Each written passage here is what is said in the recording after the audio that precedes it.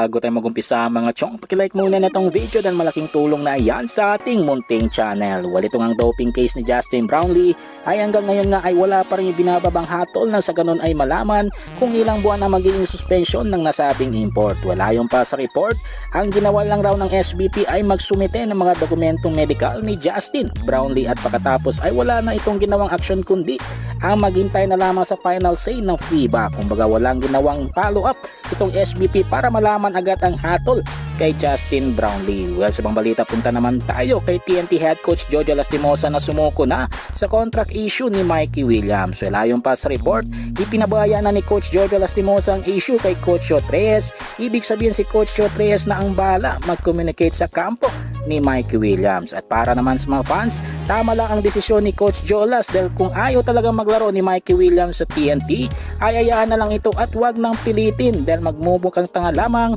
ang TNT management.